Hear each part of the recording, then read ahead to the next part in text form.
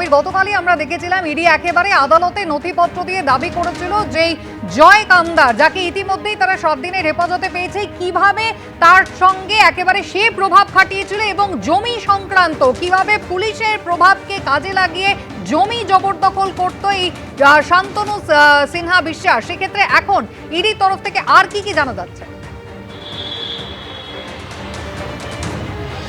দেখো, গতকাল আমরা দেখেছি যে অভিযুক্তকে যখন এই জয় এস কামদারকে আদালতে পেশ করা হয়, ইডির তরফ থেকে যা বক্তব্য রাখার সওয়াল জবাবে তারা রাখেন, কিন্তু তারা যে নথি জমা দিয়েছেন আদালতে, যেটা সূত্র মারফত জানা যাচ্ছে, সেখানে কিন্তু শান্তনু সিনহা বিশ্বাসের সঙ্গে এই যে জয় এস কামদারের একটা ঘনিষ্ঠতা, এবং এই ঘনিষ্ঠতা শুধুমাত্র সম্পর্ক তাদের মধ্যে ভালো ছিল এমনটাই নয়, ব্যবসায়িক সম্পর্কও কিন্তু গড়ে উঠেছিল, সেটাও কিন্তু স্পষ্ট মনে করছেন ইডির আধিকারিকেরা। কেন?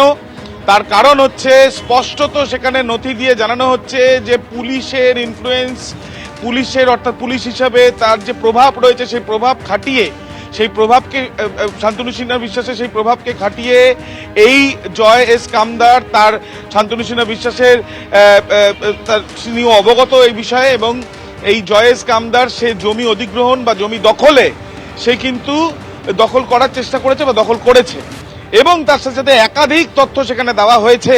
এবং সেখানে স্পষ্টত যেটা বলা হচ্ছে, মোডাস অপারেন্ডিটা কি? মোডাস অপারেন্ডি হচ্ছে কলকাতা শহরের বিভিন্ন জায়গায় যে মূলত তিন ধরনের জমিকে তারা টার্গেট করত। প্রথম, যে জমির মালিক এই স্টেটে নেই বা ভিন রাজ্যে চলে গিয়েছে। দ্বিতীয়, যে জমির একাধিক মালিকানা রয়েছে এবং সেটা নিয়ে জটিলতা রয়েছে। এবং তৃতীয়, ভাড়াটিয়া জনিত কোনো জটিলতা যদি থাকে কোনো জমি, তাহলে সেই ক্ষেত্রে এই জমিগুলোকে টার্গেট করে সেগুলোকে অ্যাকোয়ার করে নেওয়া, এবং সেটা কখনো পুলিশে কমপ্লেন করে ভয় দেখানো, বা কখনো পুলিশের মাধ্যমে সেখানে পাঠিয়ে যারা মালিক বা মালিক বলে দাবি করেন তাদেরকে তাদের সঙ্গে আইনি পদক্ষেপ নেওয়ার হুমকি দেওয়া। অন্যদিকে বেশ কিছু নথি ইতিমধ্যে তদন্তকারীদের হাতে এসছে, তারা সেটা উল্লেখ করেছেন, এবং তারা যেটা উল্লেখ করে জানাচ্ছেন যে তল্লাশি চালানোর সময় সান পাওয়ার রিয়েলটি এলএলপি এই কোম্পানির কাছ থেকে যে নথি পাওয়া গেছে, বা তল্লাশি করতে গিয়ে এই কোম্পানির যে নথিগুলো পাওয়া গেছে, সেখান থেকে তারা জানতে পারছেন যে শান্তনু সিনহা বিশ্বাসের 2 ছেলের নামে 2টি ফ্ল্যাট নেওয়ার জন্য কিছু অগ্রিম দেওয়া হয়েছিল বা কিছু টাকা দেওয়া হয়েছিল, যেটা সম্পূর্ণ টাকা না পরবর্তীকালে টাকা দেওয়ার কথা আছে এই বিষয় নিয়ে স্পষ্ট না করা হলেও কিছু টাকার অ্যামাউন্টের কথা বলা হয়েছে। 3,57,085 টাকা এবং 3,43,261 টাকা, এই 2 টাকার অ্যামাউন্ট যে দেওয়া হয়েছে এই কোম্পানিকে, সেই বিষয়টা উল্লেখ করা হয়েছে। এবং তার সাথে সাথে আরো মারাত্মক, সেটা হচ্ছে একটি বেআইনি নির্মাণ ফান রোডে, সেই বেআইনি নির্মাণের মামলা চলছে 2011 থেকে। সেই ফান রোডের যে জায়গাটি অ্যাকোয়ার করেছেন শান্তনু সিনহা বিশ্বাস, এমনটাই উল্লেখ করা হয়েছে এনফোর্সমেন্ট ডিরেক্টরেটের তথ্যে, এবং তারা তাদের নথিতে সেই বিষয়টা উল্লেখ শুধু করেননি, এবং তারা সম্পূর্ণভাবে কিছু হোয়াটসঅ্যাপ মেসেজের কথা বলেছেন, যেখানে শান্তনু সিনহা বিশ্বাসের কাছে হোয়াটসঅ্যাপ করেছে এই কামদার, এবং সেখানে অনুরোধ করা হয়েছে হোয়াটসঅ্যাপ স্ট্যাটাসে একটি ছবি, সেই ছবি কোট অ্যান্ড কোট ডিলিট করুন বলে। অর্থাৎ এই যে কথোপকথন ছাড়া এই যে কিছু নথি তারা আদালতের কাছে দিচ্ছেন তথ্য প্রমাণ দিয়ে, তার থেকে তাদের মূলত যেটা বক্তব্য এবং নির্যাস, যে পুলিশের এই যে প্রভাব, সেই প্রভাব খাটিয়ে দিনের পর দিন সুবিধা পেয়েছে এই কামদার, এবং সেই সুবিধাকে হাতিয়ার করে সে কিন্তু একের পর এক জমি অ্যাকোয়ার করেছে, এবং সেই বিষয়টাই তারা বলছেন। একদিকে যেমন শান্তনু সিনহা বিশ্বাসের বিরুদ্ধে বা তার সঙ্গে জয় এস কামদার যাকে গ্রেপ্তার করা হয়েছে তার সক্ষতার কথা উল্লেখ করা হয়েছে, অন্যদিকে সোনা পাপ্পু যে গ্যাংস্টার বা যে এই তোলাবাজি থেকে আরম্ভ করে একাধিক অপরাধমূলক কাজের সঙ্গে লিপ্ত, তাকে আগ্নেয়াস্ত্র কিনে দেওয়া, তাকে আগ্নেয়াস্ত্র কিনতে সাহায্য করার বা কিনে দেওয়ার এই অভিযোগও কিন্তু জয় এস কামদারের বিরুদ্ধে তারা তুলেছেন। অর্থাৎ একদিকে যেমন শক্তি প্রদর্শন, আরেকদিকে ক্ষমতাকে ব্যবহার করা, এইগুলোকে কাজে লাগিয়েই তার মোডাস অপারেন্ডি এরকম ছিল যে সেই জমিগুলো অ্যাকোয়ার করবে এবং একের পর এক নির্মাণ করবে, এবং এই সংক্রান্ত যে লেনদেন সেটাই বেআইনি মনে করছে এনফোর্সমেন্ট ডিরেক্টরেট। একেবারেই আবির, ধন্যবাদ। শান্তনু সিনহা বিশ্বাস কলকাতা পুলিশের ডিসি, একেবারে আপনারা জানেন যে তার বাড়িতে রবিবার টানা 21 ঘন্টা কিন্তু ইডি আধিকারিকরা তল্লাশি চালান। কিভাবে নিজের প্রভাব খাটিয়ে সে জয় এস কামদার তাকে একেবারে এই ব্যবসায়ীকে জমি বিভিন্নভাবে পাইয়ে দিত। ইতিমধ্যে ইডি কিন্তু আদালতে নথি পেশ করে তার বিস্তারিতভাবে জানিয়েছে, একের পর এক চাঞ্চল্যকর তথ্য দিয়েছে, এবং অন্যদিকে এবার বালি পাচার মামলায় সেই শান্তনু সিনহা বিশ্বাসকে তলব করলো ইডি।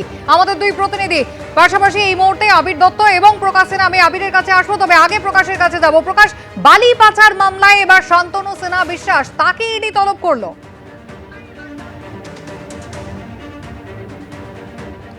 একদম ইডি সূত্রের খবর। প্রথমে তোমার মনে থাকবে কয়লা পাচার মামলায় দিল্লিতে তলব করা হয়েছিল।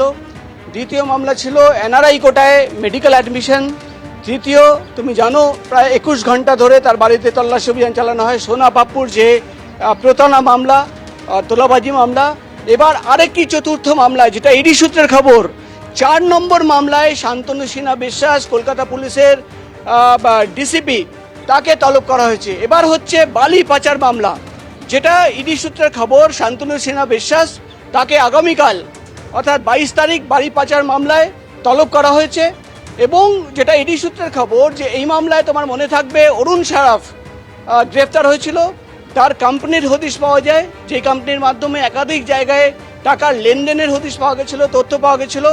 সেই মামলা তদন্ত করতে গিয়ে একাধিক ব্যক্তিদের নাম সামনে এসছে, যার মধ্যে নাম রয়েছে শান্তনু সিনহা বিশ্বাস। এবং সেই মামলা, সেই তথ্য, সেই সূত্র সামনে রেখেই কিন্তু শান্তনু সিনহা বিশ্বাসকে জিজ্ঞাসাবাদ করতে চান ইডির গোয়েন্দারা। অর্থাৎ যে জায়গায় আমি দাঁড়িয়ে রয়েছি, ইডির পেছনেই অফিস রয়েছে, সিজিও কমপ্লেক্স, এখানেই আগামীকাল শান্তনু সিনহা বিশ্বাসকে তলব করা হয়েছে। এবার কিন্তু কয়লা পাচার মামলা নয়, সোনা পাপ্পুর তোলাবাজির মামলা নয়, এনআরআই কোটায় মেডিকেল অ্যাডমিশনের মামলা নয়, এবার কিন্তু হচ্ছে চতুর্থ মামলা, বালি পাচার মামলা। সেই মামলাতেও কিন্তু শান্তনু সিনহা বিশ্বাসকে তলব করা হয়েছে, এমনই খবর আমরা ইডি সূত্র মারফত জানতে পারছি। এবং যে তথ্য আমরা ইডি সূত্র মারফত জানতে পারছি, যে আর্থিক লেনদেন সংক্রান্ত কিছু তথ্য রয়েছে, কিছু ডকুমেন্ট রয়েছে, সেটা যাচাই করার জন্যই শান্তনু সিনহা বিশ্বাসকে জিজ্ঞাসাবাদের জন্য তলব করা হয়েছে। গতকাল আমরা জানি যে সোনা পাপ্পুর যে তোলাবাজি বা প্রতারণার মামলা, সেই মামলায় শান্তনু সিনহা বিশ্বাস এবং তার ছেলেকে তলব করা হয়েছিল। গতকাল তিনি হাজিরা দেননি। এবার দেখার বিষয় হচ্ছে যে আগামীকাল বালি পাচার মামলায় তিনি হাজিরা দেন কিনা। এবং আরেকটি খবর, যেটা ইডি সূত্র আমরা জানতে পারছি, শুধুমাত্র শান্তনু সিনহা বিশ্বাস নয়, ঝাড়গ্রাম জেলার প্রাক্তন যিনি জেলা শাসক সুনীল আগরওয়াল, তাকেও কিন্তু একই মামলায় অর্থাৎ বালি পাচার মামলায় তলব করা হয়েছে। অর্থাৎ আগামীকাল দুজনকে তলব করা হয়েছে। ফ্ল্যাট দেওয়ার নামে প্রতারণা, নুসরাতকে ইডির তলব। কলকাতা নয়, দিল্লির দফতরে যেতে চেয়ে ইডিকে চিঠি দিয়ে জানালেন প্রাক্তন তৃণমূল সাংসদ। 22 এপ্রিল হাজিরা দিতে হবে কলকাতার দফতরে। কলকাতার মামলা তদন্তকারী অফিসারও কলকাতায়, তাই নুসরাতকে হাজিরা দিতে হবে কলকাতাতেই। নুসরাত জাহানকে জানিয়ে দিল ইডি, এমনটাই সূত্র মারফত জানা গেছে। ফ্ল্যাট দেওয়ার নামে প্রতারণার অভিযোগে নুসরাতকে ইডির তলব। কলকাতা নয়, দিল্লির দফতরে যেতে চেয়ে ইডিকে চিঠি, এবং ইডিকে এই চিঠি দিয়েছেন প্রাক্তন তৃণমূল সাংসদ।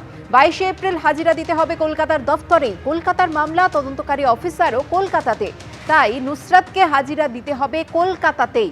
নুসরাত জাহানকে জানিয়ে দিল এনফোর্সমেন্ট ডিরেক্টরেট। এবিপি আনন্দ, এগিয়ে থাকে, এগিয়ে রাখে।